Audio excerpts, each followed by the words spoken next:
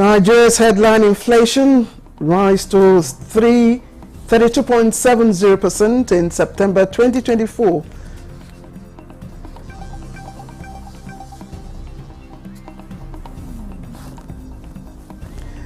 Public relations experts emphasize importance of good reputation for Nigeria.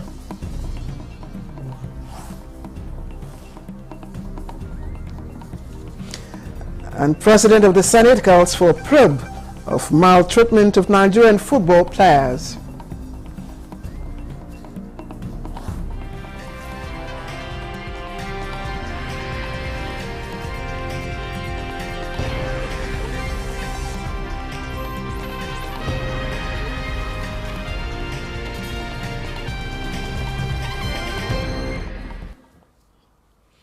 A very good evening and thank you for joining me on News Desk Count 6 here on Nta News24. We're broadcasting live from our studio here in Abuja. I am Claire Adelabu Abdurrazak. Let's begin with the National Grid Recovery, and the Transmission Company of Nigeria, TCN, says efforts are on to fully recover the national grid, still ongoing. Following partial disturbance, TCN in a statement notes that although the recovery of the grid commenced immediately with Azura Power Station providing the black start, grid recovery reached advanced stages at about almost 10:30 in the morning Tuesday, when it encountered a challenge that caused a slight setback in the recovery process. TCN, however, states that it continued with the grid recovery process, which has reached an advanced stage, ensuring bulk power availability to about 90% of its substations nationwide. Supply has also been restored to the Abuja Access and other major distribution load centers nationwide. Now, the partial disturbance, TCN says, did not affect the Ibom gas generating station, which was island from the grid on Monday and continued to supply areas in the south part of the country, such as Eket, Ikim, Uyo, and Itu transmission substations during the period.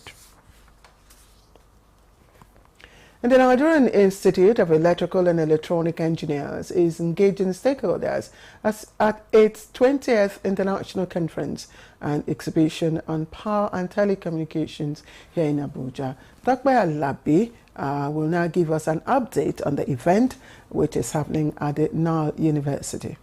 Hello, Tokwe. Well, thank you, studio. It's the 20th edition of the International Conference and Exhibition on Power and Telecommunications. It's holding in Abuja. And of course, the main aim of this conference is to promote professional competence through the design and development of sustainable electrical and electronic engineering solutions for the benefit of mankind and the environment. I have here with me the Deputy President of the and Chairman of this conference, Engineer Felix Adegboye. He's going to tell us what exactly is this conference seeking to achieve. The theme of this year's conference is issues of governance and the emerging technologies ecosystems. Governance and emerging technology need to be harnessed together in order to achieve its purpose. And that's why this conference is gathered together. It's organized, and we have here electrical electronic engineers from different parts of the country. In fact, we have about 36 chapters in the whole country. All of us are here, and then we have technical sessions. We're going to have to brainstorm on the various technologies that we can use and how that can impact on the economy of our country, so that the country can move forward. We can't continue to be where we are. When you look at governance issues, what conversations really are you speaking to? We're talking of artificial intelligence. We're talking of all this, anything that has to do with machine learning, all those new technologies that are coming up every day all over the world. You see, this will not impact on our economy. Look at cybersecurity systems now.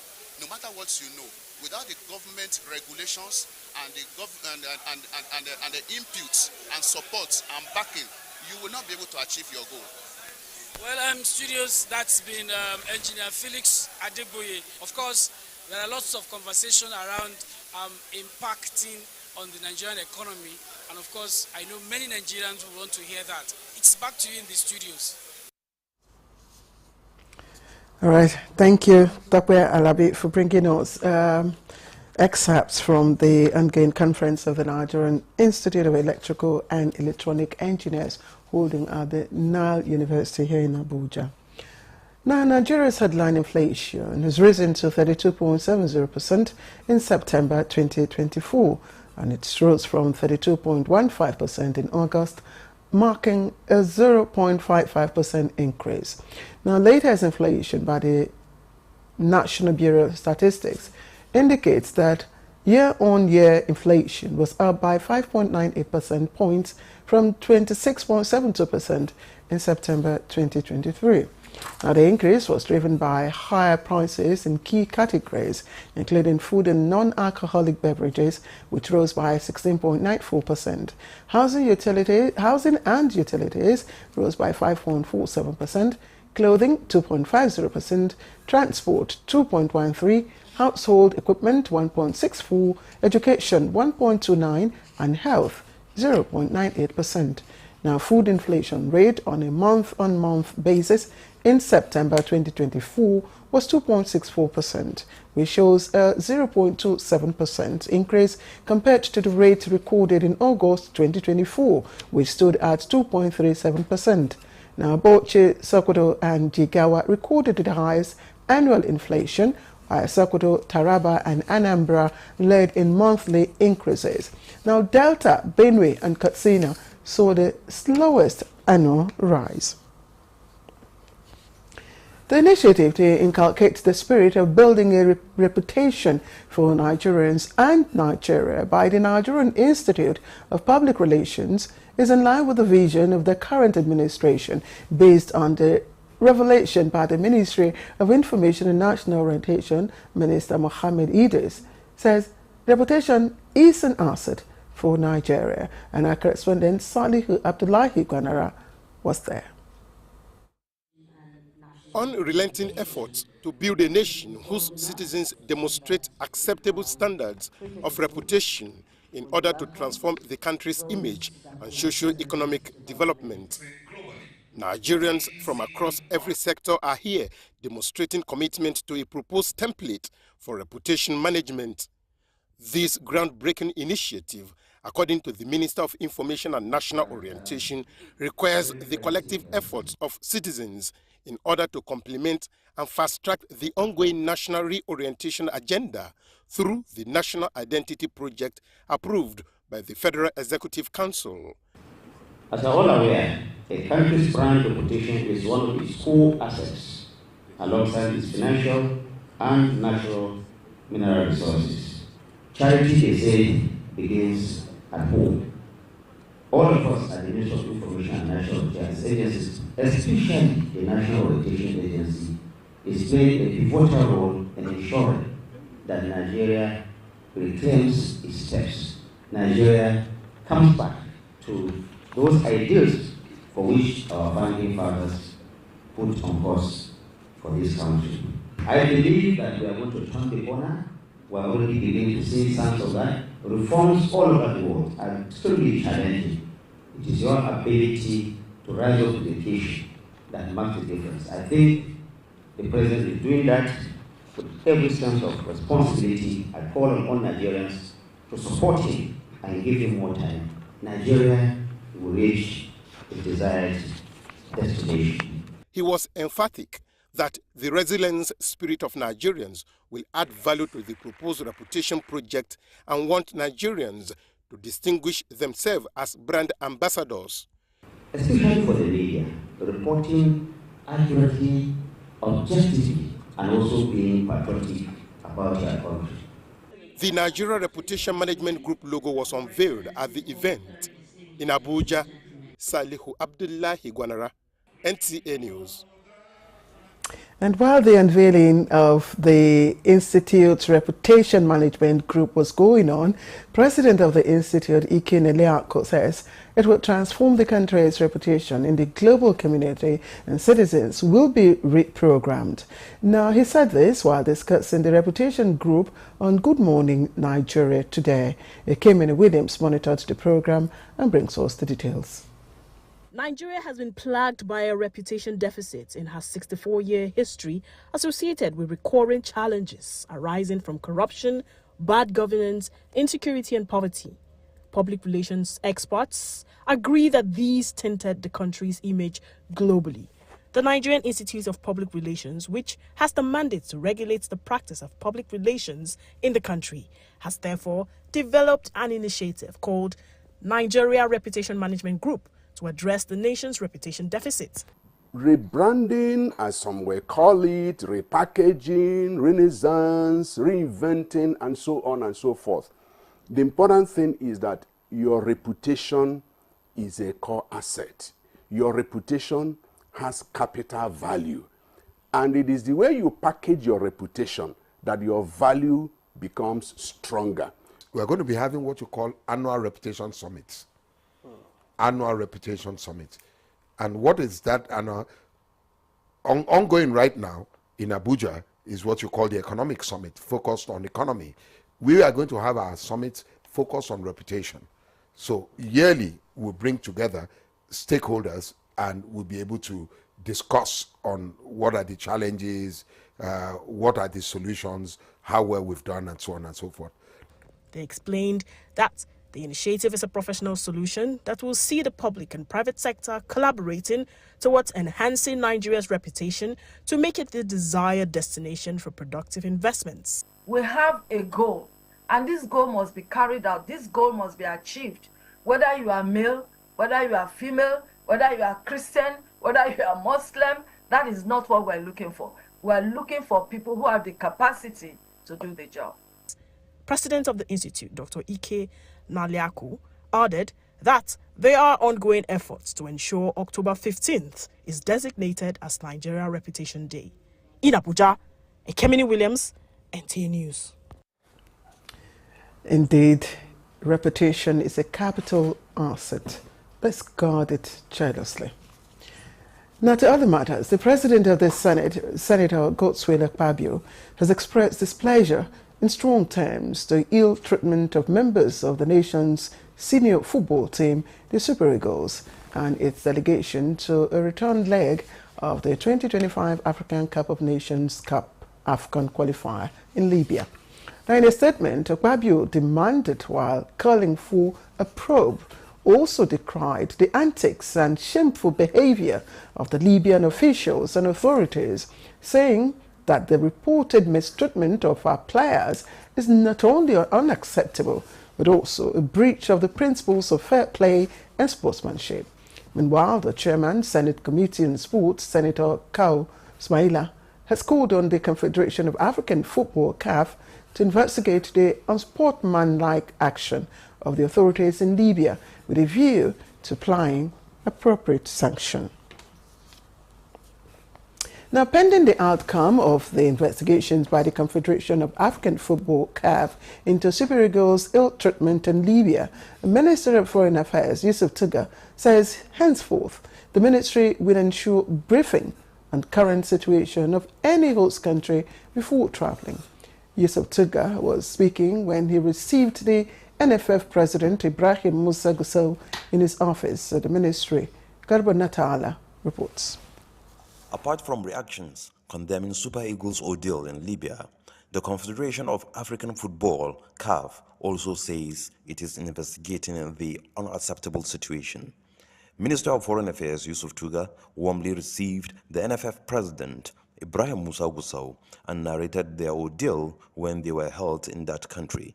We also tried to make an effort to see how we can get out and see how we can move ourselves to even have something to eat. But that was not accepted by the authorities that were made to stay and put us under that hostage. It's unfortunate, but it means also that we have to work closely together with the NFF. It took diplomatic efforts made by the minister for the Libyan authorities to release players and officials to depart. We had to engage with the foreign minister of the eastern side of Libya, and I believe it was only after that engagement that we were able to get concrete action and results. Now, awaiting the decision of the Confederation of African Football after an investigation in regards to their unplayed match, the Nigerian team's fate is hanging in the balance whether they will qualify for the Africa Cup of Nations. In Abuja, Garba Muhammad Ta'ala, Nta News. We're not done yet. The House of Representatives has also asked the federal government to invite the Libyan ambassador to Nigeria for questioning over the humiliating treatment meted out to Nigeria's senior football team, the Super Eagles, by the Libyan Football Federation. Now, adopting a motion by Representative Kabirum Amadu, lawmakers also urged the Nigerian Football Federation, NFF, to make an official complaint to the Confederation of African Football, CAF, and the Federation of International Football Federations, FIFA. They are biting the flight to a small airport with little or no amenities. The Libyan authority does not allow the team to get out of the airport or move to their hotel. No access to internet, no food.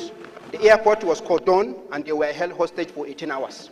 This for me is an embarrassment, not only for the team, Nigerians, and also Africans. This matter deserves very, very serious and urgent investigation to make sure that similar incident does not occur in the future.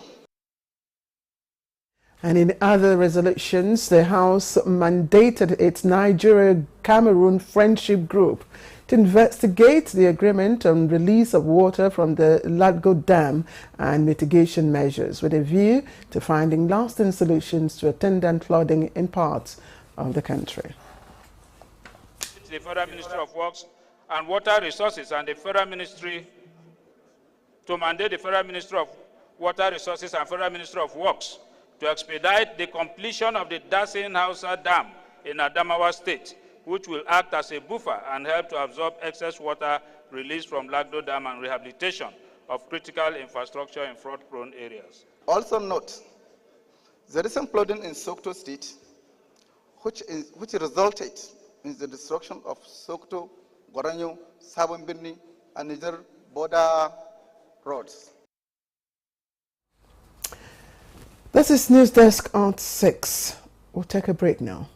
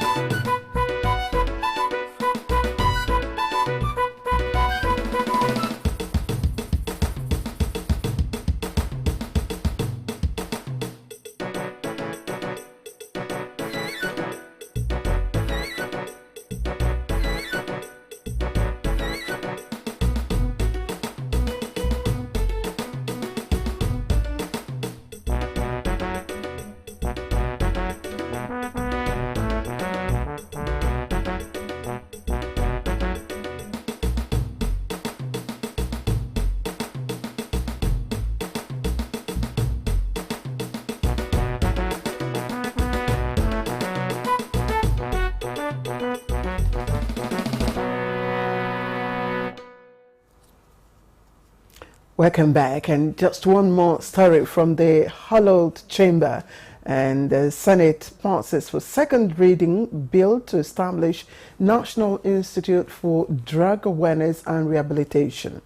The proposed legislation seeks coordination and promotion of drug awareness, prevent substance abuse, and facilitate rehabilitation of drug users. Opinions were divided, however, during debate on the general principles of the bill.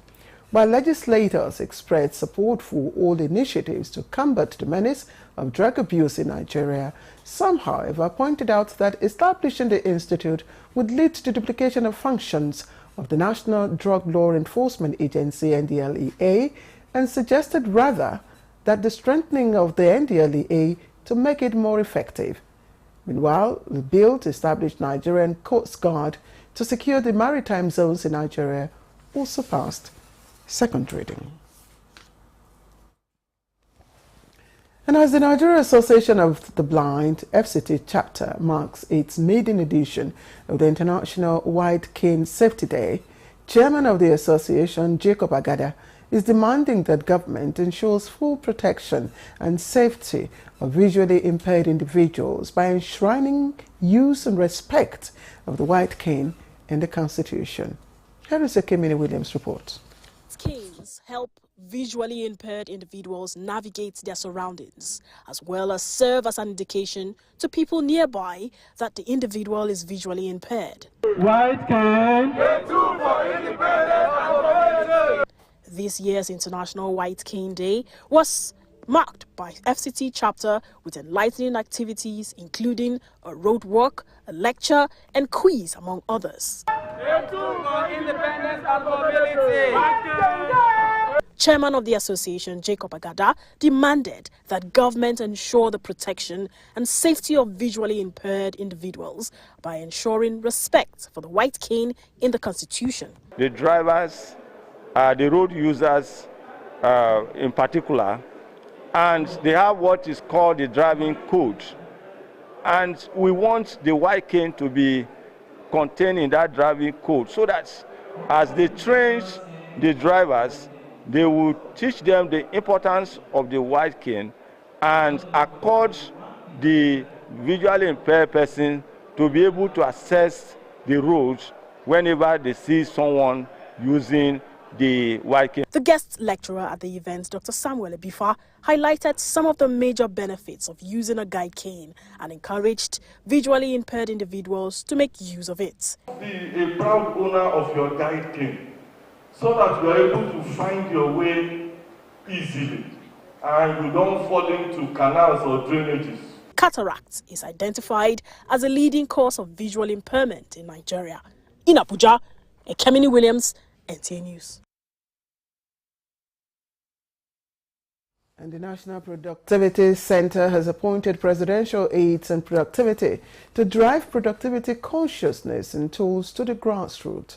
Joseph Oteng reports that the Minister of State, Labor and Employment in Kiruka, Onyejocha, tasked the appointees to be channels of development of the current administration. Minister of State, Labor and Employment in Kiruka, Onyejocha, presents appointment letters to presidential aides on productivity from the northwest region of the country. It is an initiative of the Director General, National Productivity Center, Bafa Baba Dan Agundi, and endorsed by the Minister to engage those who piloted President Bola Tinubu's manifesto to the grassroots to participate in its execution. So I encourage you to do more, because when you do more, you will get more. The Labor Ministry is a ministry you can work in anytime and collaborate and cooperate with us. The Director General National Productivity Center says the aides are selected irrespective of tribe and based on the impact they have made in their various communities. People think we have time every day. That's the usual repetition. We have time, we have time, we have time. Before you know it, the time will come to an end without achieving so much. So that is what I said. We have to start working with these people to mobilize the grassroots. The National Productivity Center has started with the Northwest region, but says the appointment will be done in all the geopolitical zones of the country to enhance inclusive governance and boost the national productivity level. In Abuja, Joseph Utsen, NTA News. And as the Nigerian Institute of Surveyors, marked 90 years anniversary today. Professionals in the field say they are celebrating years of service, the development and improvement of Nigeria's defense and security, telecommunication networks, agriculture, harnessing of natural resources, housing and road infrastructure, health, aviation, marine and blue economy, oil and gas, disaster management, and many other sectors. Now, speaking on Good Morning Nigeria, high-ranking members of the institution, including Dr. Matthew Ibitoye, President, Nigerian Institution of Surveyors, decried challenges of poor funding of the institution, lack of capacity development, and lack of public awareness of the institution's relevance, among others, and appealed for more focused attention from government.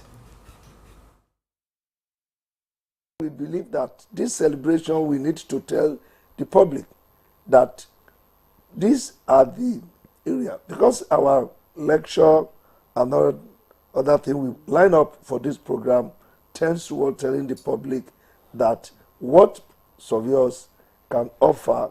After post-era of the colonial period now, we are now in charge of our own affairs. But at that too, we still have problems. The problems of funding. Another one is capacity development. A lot of us are still finding it difficult embracing the technology. These are numerous problems. There is so much in surveying, and they can't give so much if our founding fathers have taken us this far. There is so much we can do. They all just need to join hands with the NIS and ensure the profession grows better. And part of the lineup of events to mark the anniversary of the institution include a road walk. Let's remind you of our major stories. The federal government has inaugurated Nigeria's headline inflation rose to 32.3270% in September 2024. Public relation experts emphasize the importance of good reputation for Nigeria.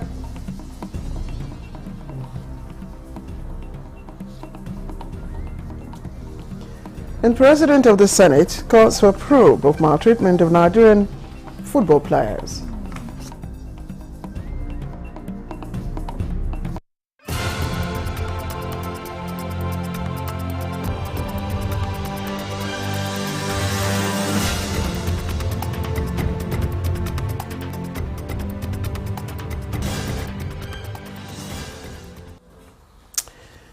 President Bola Ahmed Tinubu commiserates with the former governor of Oyo State and Otolu Ibadan of Ibadan land, Rashidi Ladoja, over the demise of his wife, Tinuade. The president, in a statement, extends his condolences to the former governor's family, associates of the spouse, and Celestial Church of Christ, where she served as a member of the Pastoral Council. President Tinubu notes the contributions of the departed to humanity, affirming her strength in charitable works, wise counsel, and advocacy for the welfare and education of women and children. The president praises Tinuade's selfless lifestyle of living for the good of others and expanding the gospel, serving courageously in the highest decision-making body of the Celestial Church of Christ and the Women in Council for many years.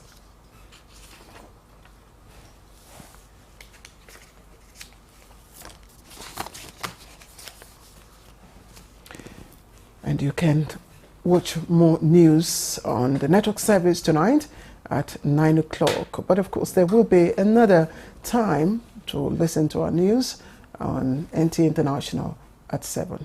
From all of us here, have a good evening.